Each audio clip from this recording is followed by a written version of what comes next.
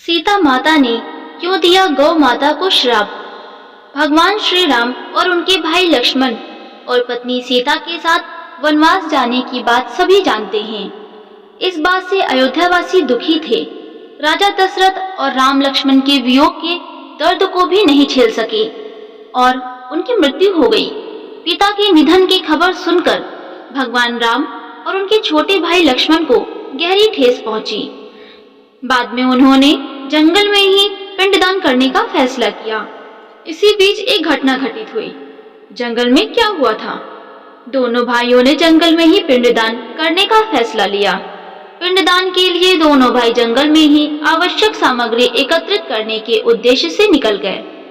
पिंडदान का समय निकलता जा रहा था और दोपहर हो गई थी। माता सीता परेशान हो गई थी। तभी दशरथ की आत्मा ने पिंडदान की मांग कर दी।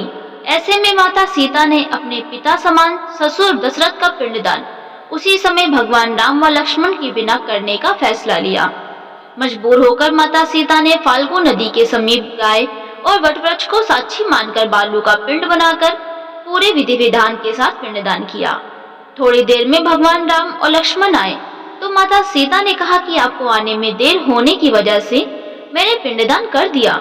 तब भगवान राम ने उनसे कहा कि बिना सामग्री के पिंडदान कैसे हो सकता है। तब उन्होंने कहा कि उस समय पंडित कौवा, केतकी का फूल, फाल्गु नदी और गाय उपस्थित थे। प्रभु, आप साक्षी के तौर पर आप इन चारों से सच्चाई पूछ सकते हैं। सीता जी ने गाय को श्राप दिया। श्री राम ने इस बात की पुष्टि के लिए जब पूछा तो सबने झूठ बोलते हुए इनकार कर दिया, परंतु एक वटवृक्ष ने ही सच कहा कि आपकी अनुपस्थिति में माता सीता ने पिंडदान कर अपने धर्म का पालन किया है। महाराजा दशरथ की आत्मा ने भी स्वीकार किया कि विलंब होने इसकी पुत्री सीता ने उन्हें पिंडदान कर दिया। तब राम और लक्ष्मण को यकीन आया कि वे प्रसन्न हुए। इस बात से माता सीता ने वट वृक्ष को यह आशीर्वाद दिया कि तुम्हारी आयु बहुत लंबी होगी, तुम लोगों को छाया प्रदान करोगे। पतिव्रता स्त्रियां अपने सुहाग की लंबी आयु के लिए तुम्हारी पूजा किया करेंगी। माता सीता ने क्या श्राप दिया? झूठ बोलने पर माता सीता ने श्राप दिया। केतकी के फूल से कहा कि तुम्हारा फूल कभी पूजा में नहीं चढ़ाया जाएगा। पंडित को श्राप मिला कि पंडित को कितना भी मिलेगा लेकिन उसकी दरिद्रता कभी दूर नहीं होगी। कौवे को कहा कि उसका अकेले खाने से कभी पेट नहीं भरेगा और आकस्मिक मृत्यु होगी।